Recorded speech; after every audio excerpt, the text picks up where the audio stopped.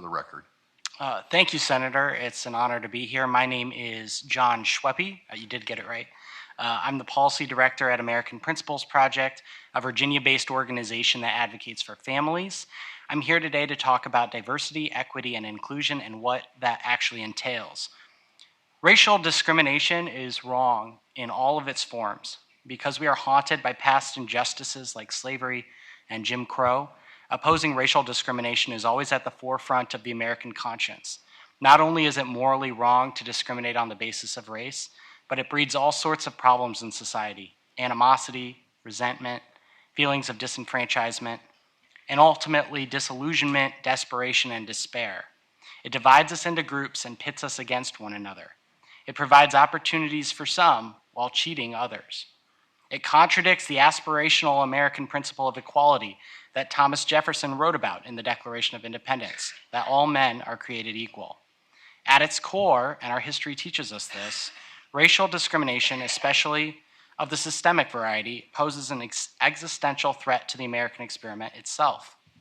Now, most Americans agree that racial discrimination has no place in our society, but today, nearly every institution across society is, in fact, engaging in discrimination, and typically racial discrimination, under a regime called diversity, equity, and inclusion, often referred to as DEI. So what is DEI?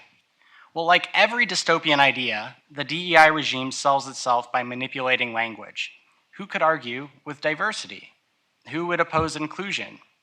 But the truth is, DEI is a political philosophy, really more of an ideology, that is predicated on explicit racial and sexual stereotyping, demonization, and discrimination.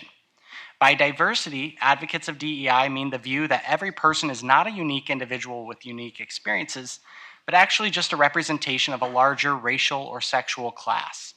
Nobody is a person with his or her own thoughts, experiences, and qualities. Instead, he or she is a token of his or her race, gender or self-professed gender, or sexual proclivities.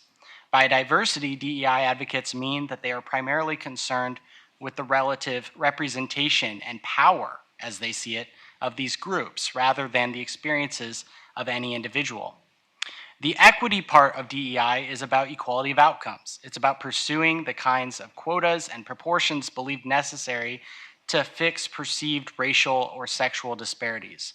This results in explicit discrimination in hiring, promotion, and various other opportunities based primarily, if not exclusively, on an individual's race, sex, or sexual preferences. If the best applicant for the job happens to be an Asian American, companies might check first to see whether they employ too many Asian Americans already. If the overall demographics of the company don't come out in a way that the DEI regime prefers, that is, if there's too many evangelicals or white people or what have you, the situation is considered de facto unjust and must be rectified one way or the other. And I will say, and I actually don't mean this as a joke, but there is a cheat code built into the modern DEI understanding. If you're a wealthy white male, you're not likely to benefit from any sort of affirmative action program. That fundamentally changes if you decide to identify as a woman, because your transgender identity and the DEI regime's sympathy for that particular identity supersedes any racial or sexual privilege experienced before. The last part of the DEI acronym is inclusivity, which seems benign enough until you learn what it functionally entails. Inclusivity is the extensive system of censorship required to prop up the entire DEI regime. Fostering an inclusive environment does not mean requiring basic decency, civility, or respect. It means punishing comments or attitudes that are offensive to the regime's prevailing attitudes. So if you believe, for example, as many do, that marriage is between a man and a woman, or that there are only two genders, or that gender is not something you choose for yourself, you'll be fostering an uninclusive environment and can be rightly punished for it. The DEI ideology's list of crimes against inclusivity are extensive. If a coworker is offended by your comment, you can be accused of having triggered him or her. If you ask a question about a religious or cultural custom, that could be a microaggression. If you eat tacos on Cinco de Mayo, well, that might be cultural appropriation. And don't even think about using the wrong pronouns. This anti-free speech culture was once viewed as the exclusive domain of woke students on university campuses, maybe 10 years ago. Now, those same woke students are running HR departments at Fortune 500 companies and serving as bureaucrats in federal and state agencies. Inclusivity is in the eye of the beholder, and if you're on the wrong side of inclusive, you are discriminated against, and it's viewed by the DEI regime as justified. This obviously creates a culture of intimidation, and it has a chilling effect on speech.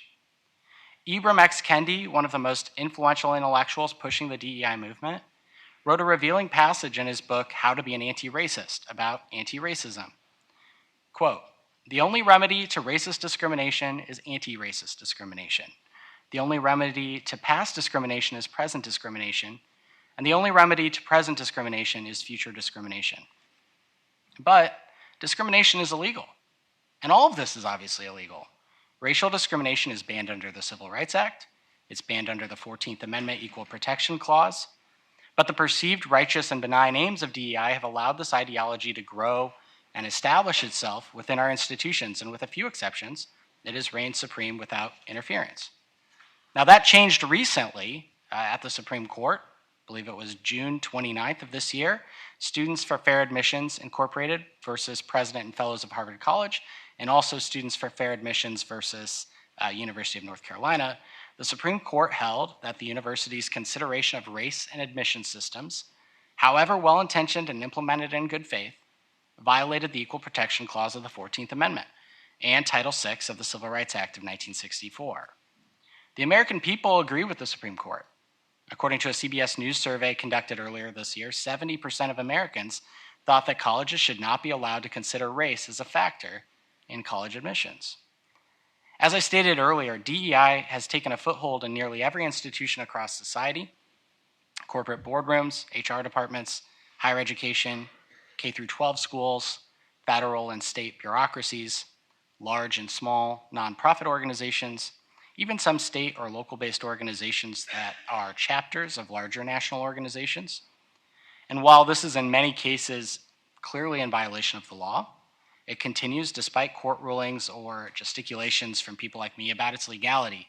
DEI is an ideology, and a popular one, among powerful people. But even beyond its legality, DEI appears to be having a negligible effect, or possibly even a negative one, on solving animosities between racial groups. Researchers at Harvard and Tel Aviv University studied 30 years of diversity training data from more than 800 US companies and concluded that mandatory diversity training programs had practically no effect on employee attitudes, and in some cases actually activated bias and feelings of racial hostility. While many organizations continue to challenge these DEI policies in court, my organization, American Principles Project, has focused more on a policy strategy and advocated for Congress and for state governments to use the power of the purse to limit funding to the government's various DEI bureaucracies. This has certainly seen support in the US House of Representatives, which once upon a time actually did business in Washington, D.C. But earlier this year, the House actually included language in the National Defense Authorization Act and several other appropriations bills preventing funding from going to DEI offices in government. We believe this is the best path forward. Government should not be picking winners or losers based on race, and neither should private institutions. We shouldn't be subsidizing private institutions that embrace racial discrimination. Instead, we should be treating everyone equally under the law with the God-given human dignity each person deserves. Thank you, and I'm happy to answer any questions you might have to the best of my ability.